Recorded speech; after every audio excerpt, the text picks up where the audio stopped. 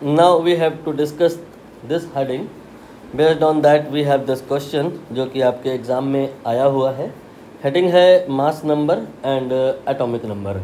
मतलब यहाँ पर कुछ नंबर्स हैं जिनको हमें डिस्कस करना है. These numbers are for nucleus. कोई भी एक आप न्यूक्लियस अगर कंसीडर कर लें तो उसके लिए mass number and atomic number निकाला जा सकता है. मास नंबर को हम लोग रिप्रेजेंट करते हैं कैपिटल ए से.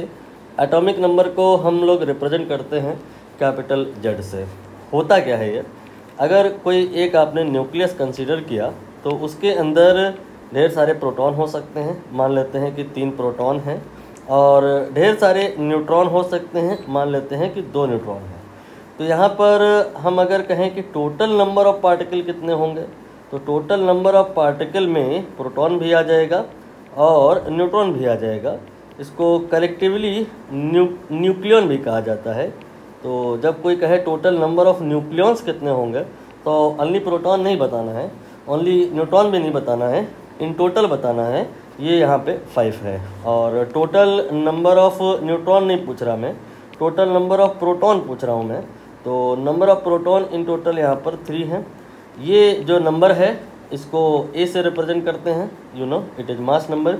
ये जो नंबर है 3 इसको हम जेड से रिप्रेजेंट करते हैं, it is atomic number. I think आप समझ गए होंगे कि atomic number and mass number क्या है.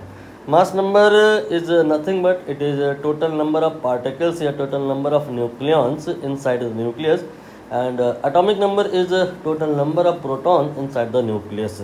बाकी जैसे एक और एग्जांपल ले लें तो यहाँ देखिए मैंने एक दूसरा न्यूक्लियस लिया है और इसके अंदर हमने यहाँ पे टोटल 4 प्रोटॉन बनाए हैं और आपको यहाँ पे 3 न्यूट्रॉन बना के दिए. मैंने बताना यह है कि जेड कितना होगा और ए कितना होगा. जेड क्या है, जेड ओनली प्रोटॉन का जो नंबर है, प्रोटॉन की जो काउंट है यहाँ पर 4 है तो जेड की वैल्यू 4 हो गई.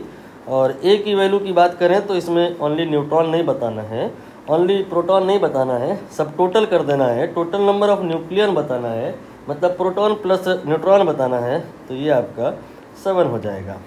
तो जेड और ए आपको समझ में आ गया. अब बात आएगी कि अगर हमें जेड और ए पहले से पता है, फॉर एग्ज़ाम्पल एक न्यूक्लियस है एक्स और इसके बारे में हमको पता है कि जेड इसका कितना है और ए इसका कितना है. सपोज़ करिए जेड 3 है और ए 5 है. तो इस न्यूक्लियस को रिप्रेजेंट कैसे करते हैं, एक्स लिखते हैं और इसके नीचे 3 लिख देते हैं और इसके ऊपर 5 लिख देते हैं. मतलब एक्स के नीचे जो वैल्यू होती है वो जेड की होती है, एटॉमिक नंबर की होती है, और ऊपर जो वैल्यू होती है वो मास नंबर की होती है, वो ए की वैल्यू होती है.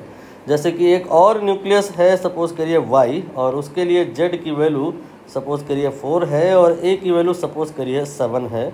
इन दैट केस जो वाई को रिप्रेजेंट करेंगे वो कैसे करेंगे, यहाँ पे 4 लिखेंगे और यहाँ पे 7 लिखेंगे. इन जनरल अगर हम बात करें कोई एक एलिमेंट है एक्स तो नीचे जेड लिखेंगे जिसकी वैल्यू कुछ भी हो सकती है और उसके ऊपर अगर हम कहें तो ए लिखेंगे. अब आप बताइए अगर कहीं ऐसे लिखा हुआ है तो यहाँ पर जो लिखा है यहाँ पर ये किस चीज़ के नंबर को रिप्रेजेंट कर रहा है, एटॉमिक नंबर को. यानी यू कैन से जेड जो है यहाँ पे नंबर ऑफ़ प्रोटॉन के बराबर होगा. और यहाँ पर जो ए लिखा होगा, यहाँ पर जो ए लिखा होगा that will not be number of neutron, it will be number of nucleon, जिसमें आपका केवल न्यूट्रॉन नहीं है, प्रोटॉन नहीं है, सारे ही आ जाएंगे. तो यहाँ पर p+n हम ऐसा कह सकते हैं. इस पर एक छोटा सा और एग्जांपल ले लो. जैसे कि मान लो कोई एक एलिमेंट है, कहीं पे लिखा है लाइक 4x7. तो यहाँ पर आपसे कोई पूछे बताओ नंबर ऑफ़ प्रोटॉन कितना होगा, तो आप कहोगे सर ये जो लिखा है ये तो नंबर ऑफ़ प्रोटॉन को ही बता रहा है. कोई पूछे नंबर ऑफ़ न्यूट्रॉन कितना होगा, आप कहोगे सर रुक जाओ, डायरेक्ट अभी हम नहीं बताएंगे, पहले हम नंबर ऑफ़ न्यूक्लियन देख लें कितना है. नंबर ऑफ़ न्यूक्लियन जो है वो ए से रिप्रेजेंट होता है. यहाँ पर नंबर ऑफ़ न्यूक्लियन 7 के बराबर होगा और नंबर ऑफ़ प्रोटॉन यहाँ पर 4 के बराबर होगा. ये आपका p+n का काउंट है और ये ओनली p का काउंट है. तो थोड़ा सा रीजनिंग अप्लाई करो तो समझ में आएगा कि न्यूक्लियन कितने रहे होंगे. टोटल यहाँ पर 7 पार्टिकल हैं जिसमें से 4 आपके प्रोटॉन हैं, तो 3 जो है यहाँ पे आपके न्यूक्लियन रहे होंगे, न्यूट्रॉन रहे होंगे. ये रूल बना के याद किया जा सकता है कि A here is the number of nucleon, Z here is number of proton and A minus Z here is number of what? Number of proton नहीं, number of proton तो Z है, number of neutron। ये सारी theory cover हो गई है, बहुत basic सी बातें हैं, आपको आती नहीं होंगे आई होप। इसके बाद देखिए यहाँ पर क्वेश्चन है atomic number of an atom represent what, मतलब जेड की बात कर रहे हैं। एटॉमिक नंबर जेड ये क्या बता रहा होता है?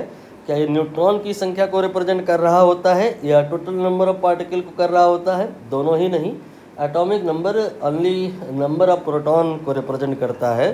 तो सी ऑप्शन देख लीजिए, number of proton in nucleus.